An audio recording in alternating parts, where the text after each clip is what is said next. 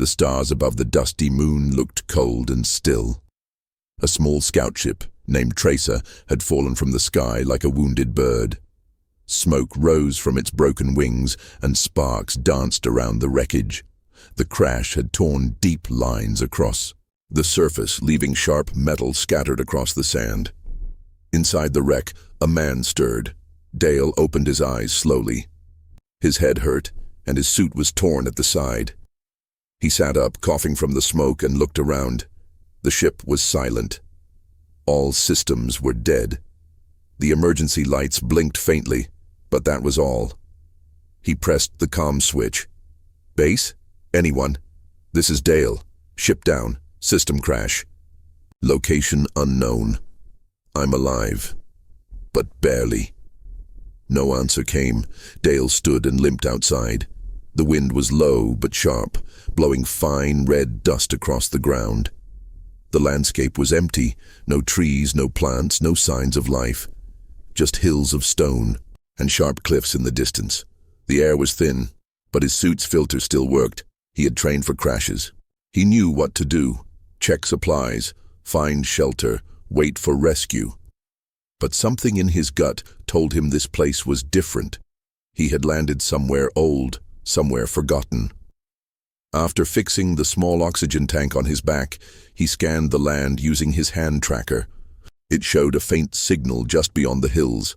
It wasn't human. That made him pause. He had to be careful, but he had no better choice. Dale started walking. The hills were higher up close. He climbed slowly, avoiding cracks and loose rocks. At the top, he saw it. Half buried in the red dirt was a black structure.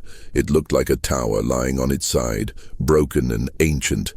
Strange marks ran along its sides, glowing faintly in the dust. It didn't look dangerous. It looked tired. He stepped inside. The air grew colder in the tunnel. The walls were smooth metal but old and cracked. Faint blue lights pulsed above. Dale moved slowly, shining his wrist light ahead. He expected silence, but then he heard it. A low, weak sound, like a whisper. He followed it, heart beating faster. At the end of the tunnel, he found a small room. Inside, lying beside a shattered energy core, was a figure. She was thin, with scaly skin that shimmered green-blue under the light. Her body was curled up, like someone hiding from pain. Her eyes were closed. Her breathing was slow, but there, an alien. Dale knelt beside her, checking her pulse. It was faint. He didn't know her species, but she was alive. Barely. Her right leg was burned and her side had cuts. Her clothes were strange, like armor made from crystal. She looked young. Dale didn't speak. He didn't know what language she used. Instead, he opened his bag and took out a med spray. He sprayed her wounds carefully, hoping it would help. She didn't move, but her breathing became a little steadier. He took out a heating module and placed it near her body. The air here was freezing and she wasn't dressed for cold. He wrapped a thermal blanket around her and sat beside her, watching the darkness. Hours passed. At one point, she opened her eyes, gold and wide, and looked at him. They stared at each other. She didn't speak. He didn't either. But something passed between them. A quiet understanding. He pointed to himself. Dale. She blinked slowly, then closed her eyes again. Dale leaned back against the wall, tired but alert. He had come to this moon alone. But now, he wasn't the only one fighting to survive. He didn't know who she was, but he knew one thing. He wasn't going to leave her behind. The cold on the moon was cruel. Dale sat beside the strange alien girl in the ruined chamber. The heating module gave off a soft orange glow, barely enough to keep them warm. Outside, the wind howled through cracks in the walls, bringing thin dust that settled like frost on everything. The alien girl still hadn't spoken. She lay under the blanket, eyes closed, breathing shallow. Dale checked her wounds again. The med spray had stopped the bleeding, but he didn't know if it was enough. He had no idea how her body worked. What was normal? What was dangerous? All he could do was keep her warm and wait. He tore some cloth from his own jacket and wrapped it around her leg. Then he turned his wrist light and scanned the area. No movement, no sound, just silence. For now, they were safe. Later, when he ate a dry food bar, he broke off a piece and held it out to her. Her eyes opened slowly. She looked at the food, then at him. Her hand trembled as she reached out. She touched it, then pulled back. Dale smiled gently. It's not poison. Of course, she didn't understand. Still, she took the food and nibbled on it carefully. Then she coughed and closed her eyes again. Time passed slowly on that broken moon. Dale explored the underground ruin when the alien rested. Most rooms were empty, just dust and broken lights. But he found a half-working energy cell and carried it back. It gave more power to the heater, and for a moment the room felt less like a cave and more like a home. On the third day, a sudden storm came. The wind roared louder than ever. The ceiling above them shook, and dust rained down. Dale grabbed the alien and pulled her close, shielding her with his body as the structure groaned. A piece of metal fell nearby, sparking as it hit the floor. For a moment, he thought the whole place would collapse. But it held. When the shaking stopped, Dale looked down. The alien girl was staring at him, her golden eyes wide. Then, very slowly, she reached up and touched his chest. She whispered a word, in her own language. Dale didn't understand, but he nodded anyway. "You're welcome." He helped her sit up that evening. She was weak, but she could hold a water pack by herself now. He pointed to her, raising an eyebrow. "What's your name?" She looked puzzled. He tapped his chest. "Dale." Then he pointed to her. She looked away, then said something soft and musical. It sounded like Tari. Dale repeated it. Tari. She looked at him, eyes warmer than before, then gave a tiny nod. That night, they sat in silence. The storm outside had passed, but the wind still sang through the metal walls.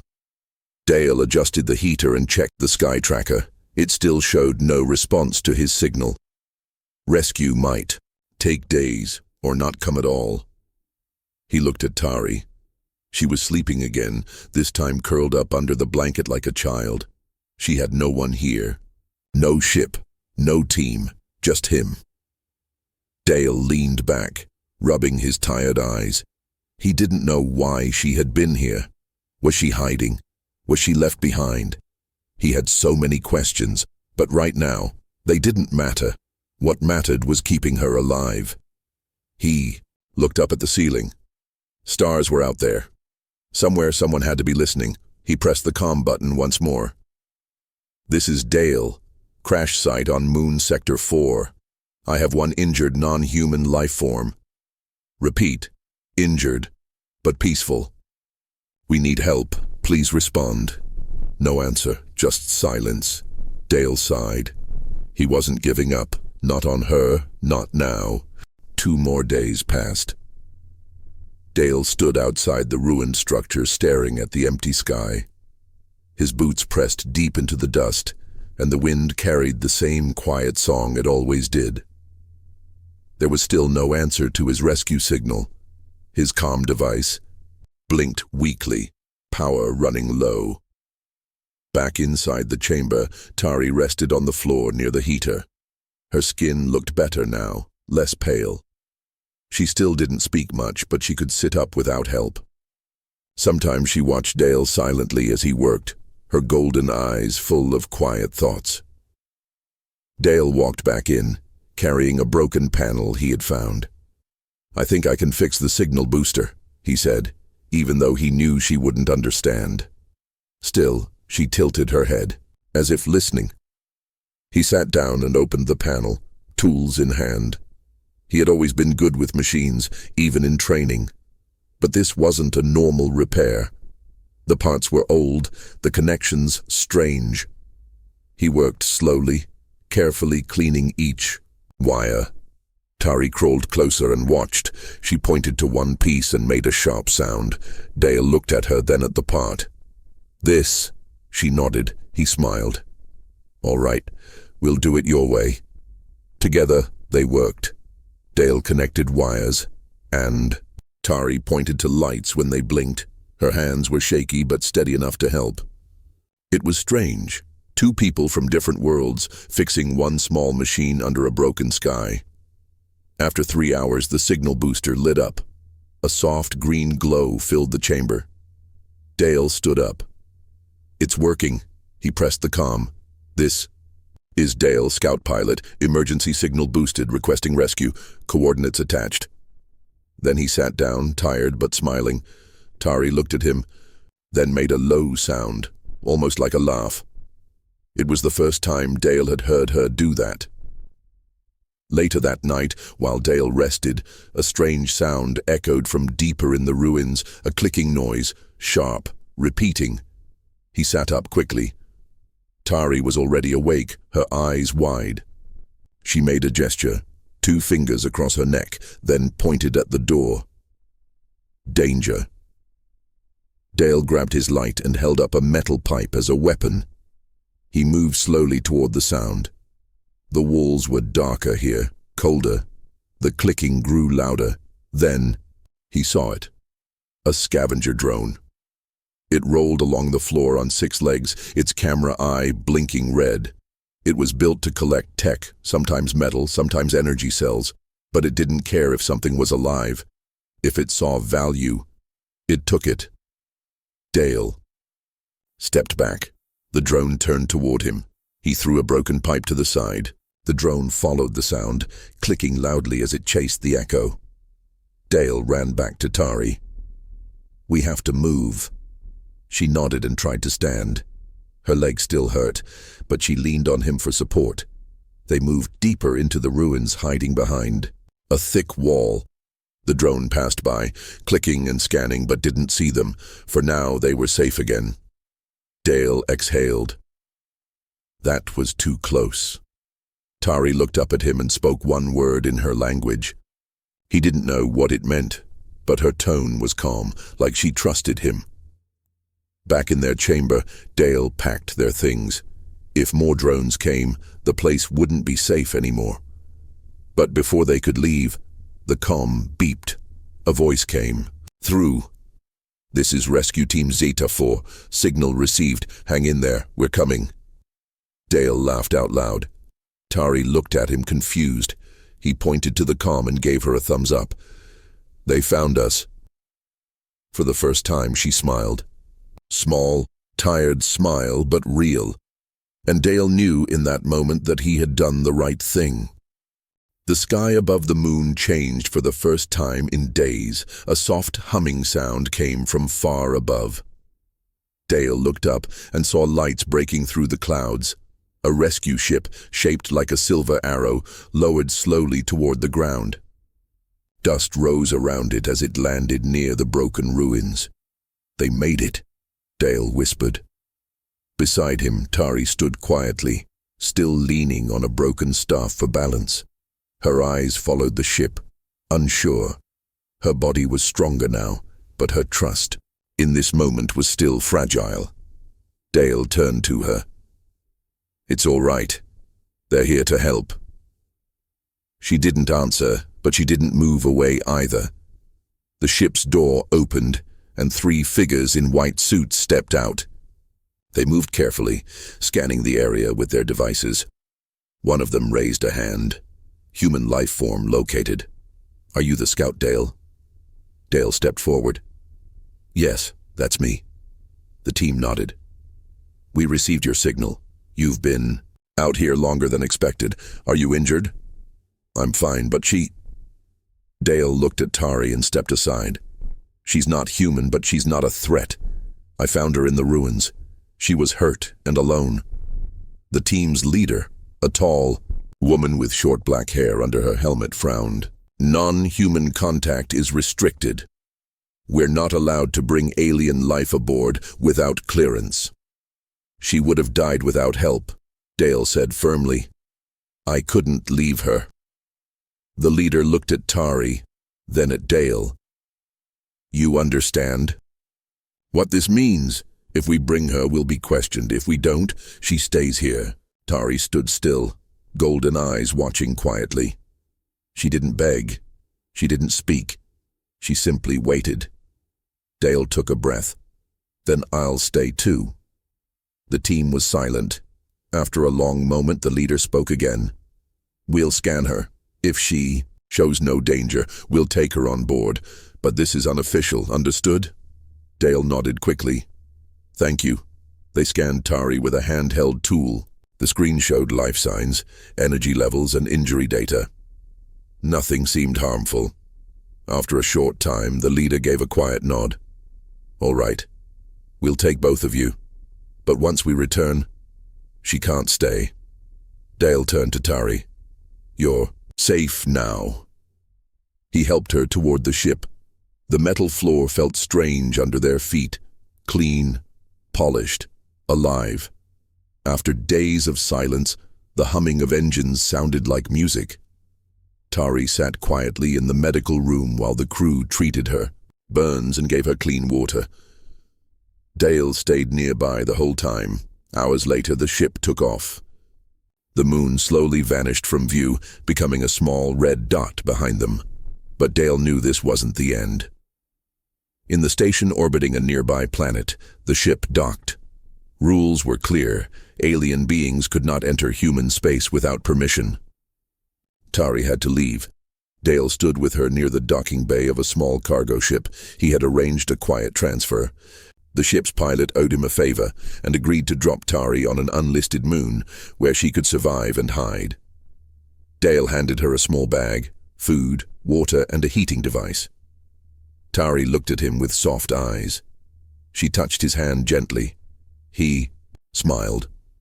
I don't know your world. I don't know why you were there. But I hope you live. I hope you remember that someone cared. She looked at him for a long moment, then whispered a word in her language, something filled with emotion. Then she stepped onto the ship. The doors closed, and she was gone. Dale stood in silence as the ship left.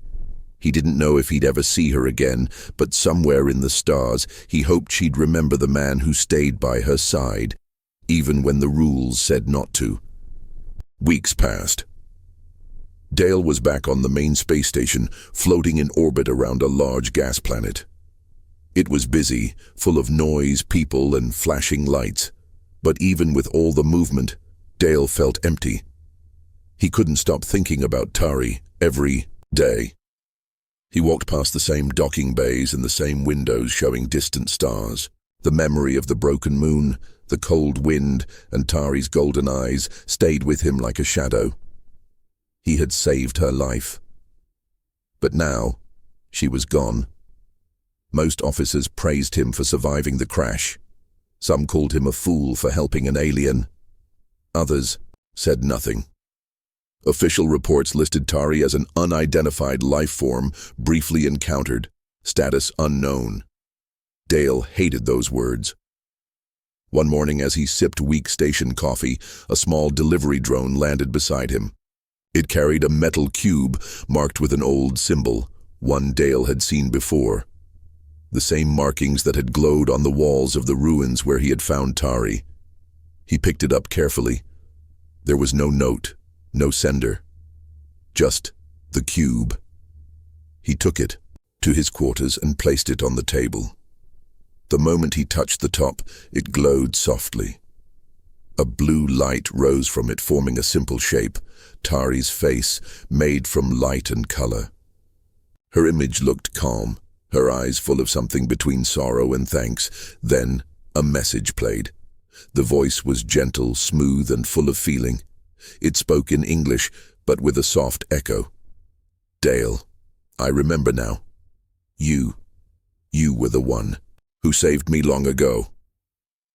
You may not remember it, but I do. When I was young, lost in the outer storms, your ship pulled me from the wreck. I was only a child, hidden in a crate. You didn't know what I was, but you gave me water, warmth, and let me live." Dale's heart skipped. He sat down slowly, staring at the light. "I was taken away before I could speak, but I never forgot. When I saw your face again on that moon, I knew. You are the same." The light flickered as if touched by emotion. "You saved me twice. I owe you more than words. My people know of you now. The one who helps without asking for reward. The one who gives even when others turn away." The message paused. Then one final line came through, soft as a whisper. "I am not lost anymore because of you. If the stars are kind, we will meet again." The cube dimmed and fell silent. Dale sat there for a long time. He remembered the old mission years ago, one where he rescued cargo from a pirate wreck. They had found strange boxes. He hadn't known what was inside, but he remembered now. One box had opened, and there had been a frightened child inside. He had thought she was just part of the cargo. She had been more. Dale picked up the cube and smiled just a little. "She remembered," he said quietly. Suddenly, the stars didn't feel so far away. The next day, Dale submitted a request to transfer. He didn't want to sit in halls and walk through lifeless corridors anymore. He wanted to explore again, to be out there, among the unknown, to search, not just for duty, but for something more. Maybe one day the stars would bring him back to Tari, and if that day came, he would be ready. Dale stood on the deck of the new ship, the Horizon Flame. It was a small explorer class, built for deep space travel. Quiet engines, long-range scanners, and room for only one pilot. Exactly what he wanted. He had been flying alone for weeks. Now, his new mission was simple: survey quiet regions, map asteroid belts, and report anything unusual. It was routine work, but Dale had another reason to be out here. He was searching, not openly, of course. No one on the command board needed to know. But every time he passed a strange moon or scanned a strange signal, he hoped, maybe she was out here. Maybe Tari. Late one evening, while passing a silent region near a collapsed star, the ship picked up something strange. A low hum, barely above background noise. A signal. Dale frowned. He tapped the control screen and ran it through the translator. The sound repeated, a soft rhythm, like a heartbeat.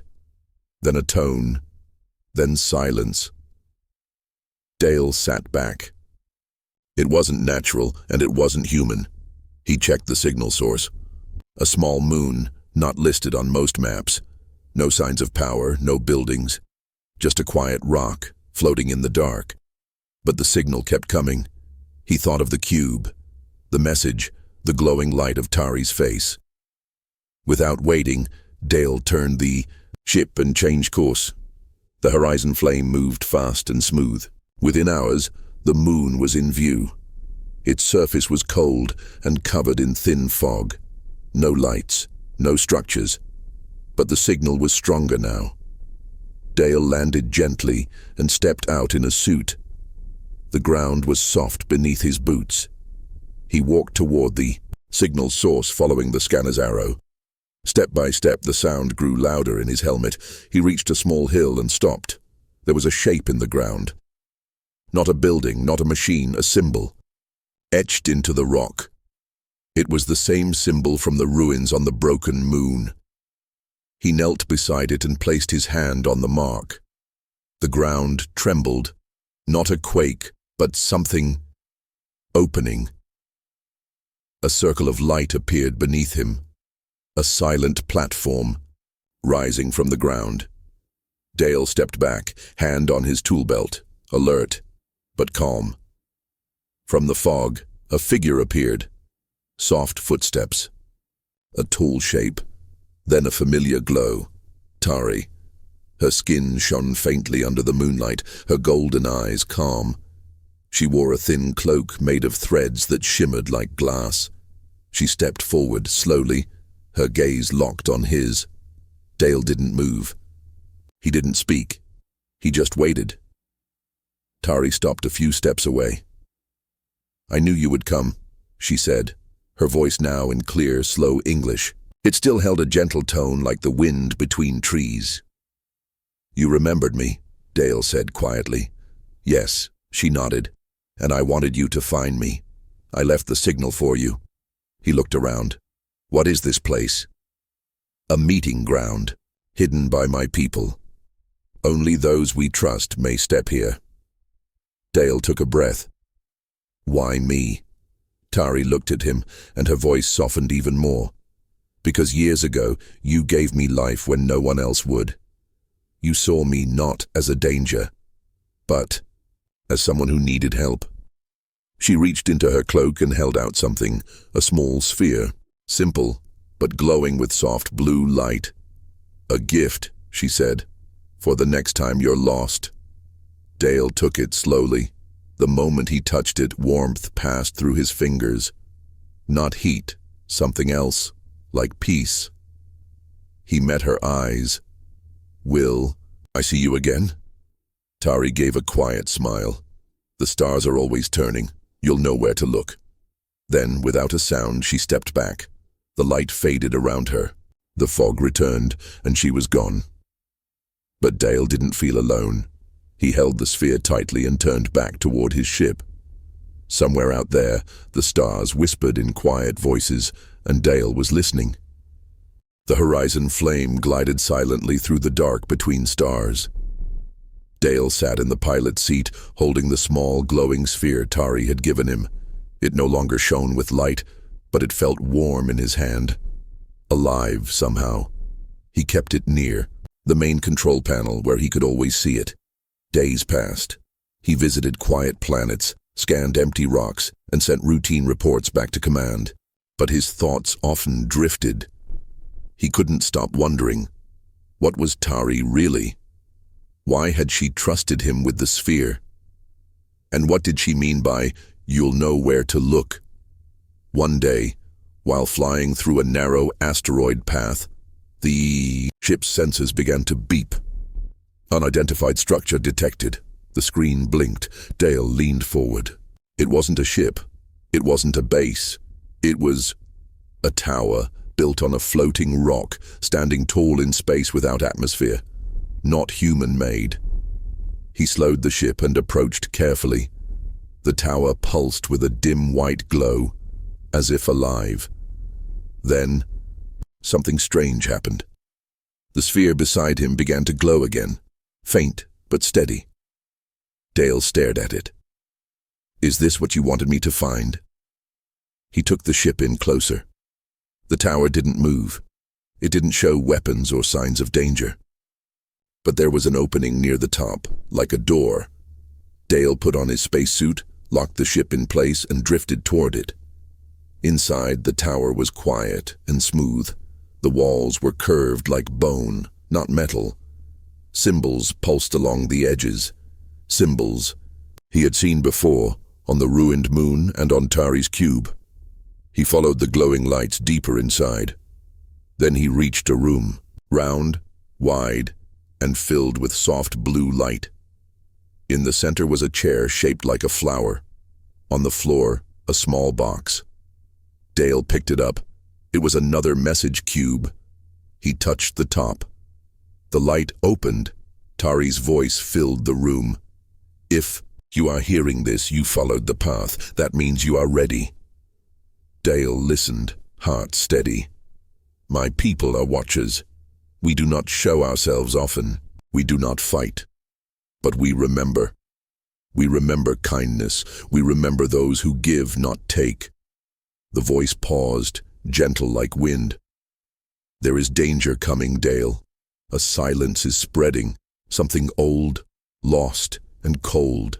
It swallows worlds, not with fire, but with emptiness. We have seen it before, and we will see it again." Dale stood still, trying to understand. "You are human. Your kind is still young, but you are brave. You are curious. You choose to protect. And because of that, we offer you a choice. From the chair, a small panel opened. Inside it, a silver band lay flat, like a bracelet, but glowing softly. Tari's voice continued. This will link you to us, not fully, not forever, but enough to share what we see, enough to stand with us when the silence comes. Dale looked at the band. It felt heavy with meaning. He reached out and picked it up. The moment he placed it around his wrist, the lights in the room changed. The walls shifted. The symbols turned gold, and the air vibrated softly, like the echo of a heartbeat. Tari's final words came through the light. You are not alone anymore. The message ended. Dale stood there in the quiet room, the silver band shining on his wrist. He didn't know what silence Tari had spoken of, or how soon it would come. But he knew one thing now. There was more out there than anyone had told him, more to protect, more to understand, and he had taken the first step into something far greater than himself. He turned and left the tower, heading back to the horizon flame. The stars were waiting. Dale flew through the quiet stretch of space near the edge of the old star charts. His mind was still full of the message from the tower, and the silver band on his wrist glowed faintly now and then, like a heartbeat matching his own. The horizon flame had changed too. Since placing the band on his wrist, the ship's systems had begun to respond differently. The engines were quieter, the scans reached farther, and sometimes when Dale wasn't touching the controls, the ship moved on its own, just slightly, as if guiding him. He didn't mind. It felt like someone was watching over him. One day, while checking distant signals, Dale noticed a strange area in space. Black, too black. It wasn't just dark, it was silent. No radio waves, no starlight, no data. It was as if something was eating sound and light. He scanned it again. System error. The computer blinked. No data. Dale frowned. That's not an error. He leaned closer. This had to be the silence Tari spoke of. He locked the ship in orbit around the edge and stared into the dark. It was like looking at a hole in the universe. Then something moved inside it. A shape. Long. Thin. Like a shadow with no light of its own. Dale felt a chill run through him. The ship shook. Just once. A single pulse passed through the hull, then a voice, dry, low, not human, came through the radio. You were warned. This place is not for you. Dale's hands froze on the controls. He spoke clearly. I mean no harm. I came to understand. I came to protect. Silence followed, then another whisper. The light has reached you. It is too late now. Suddenly, alarms flashed. A black wave, like smoke, rolled out from the dark shape. It didn't burn. It didn't destroy. But where it touched, stars dimmed and machines stopped working. Dale backed the ship away fast. This is it, he said. The silence Tari warned me about. He turned the ship, flying back toward known space. But as he moved, the silver band on his wrist lit up, and a voice spoke, not from the radio, but from inside his mind. Tari, you found it. Good. Now listen. That darkness is not just a thing. It is a hunger, a forgotten force. It cannot be fought with fire or weapons, but it can be slowed, with memory, with connection. The band glowed brighter. You must bring light, not just yours. Call others. Share what you know. Unite them. Dale nodded, heart racing. He opened a wideband message channel and began to record. This is Scout Dale. I'm sending this to every ship, every station. I've seen something at the edge of space, a wave of silence. It takes everything, light, sound, power. But there is hope. He paused, then looked at the glowing band. "We can stand together. We must. If you receive this message, respond. Light your ships. Leave a mark. Do not hide." He sent the message, and the ship's system repeated it again and again. Dale turned, back toward the black wave. It was spreading, slow but steady. But he wasn't afraid anymore. As the darkness moved, tiny lights began to appear across nearby systems. Ships lit their engines. Stations boosted their signals. Even old satellites long forgotten flashed once more. They were answering, they remembered. And for the first time the darkness slowed. Dale stood tall in the cockpit, the silver band shining bright. He knew the final test was near, but he also knew something else. He wasn't alone. Not anymore. The black wave of silence moved slowly through the edge of space, swallowing stars and signals. It didn't make a sound. It didn't break things like fire or ice. It simply erased light, memory, and voice. But it had stopped growing, and the reason was clear. Across nearby systems, tiny sparks of light burned against the dark. Ships of different shapes and colors hovered like candles in the cold. Human ships, trader ships, even unknown vessels with symbols no one could read. They had all heard Dale's message, and they had answered. Dale stood inside the horizon flame, watching from the main screen. His hand rested on the glowing silver band on his wrist. The band pulsed in rhythm, one beat then another. He could feel the others. He wasn't just watching, he was connected. Tari's voice came again, soft and steady inside his mind. "You've done it. You lit the path, but now comes the last part." Dale spoke aloud, though no one else was in the room. "What do I have to do?" "Go into the silence, carry the memory, carry the truth." Dale nodded slowly. He turned, the ship toward the darkness. Somewhere deep inside, fear stirred, but it was small now, like a tiny voice behind a closed door. What filled him more was purpose. As the horizon flame moved closer to the wave, other ships turned to watch. No one followed, but none of them left. They stayed, watching, believing, trusting. Dale took the sphere Tari had given him. It glowed again as his hand touched it. Then he placed it into the ship's energy core. Lights blinked. The silver band pulsed, faster. Suddenly, the ship was full of soft hums and golden light. Symbols appeared on the walls, the same kind from the alien ruins, and a new message played. Tari's voice, one last time. "If you carry light into silence, it cannot win.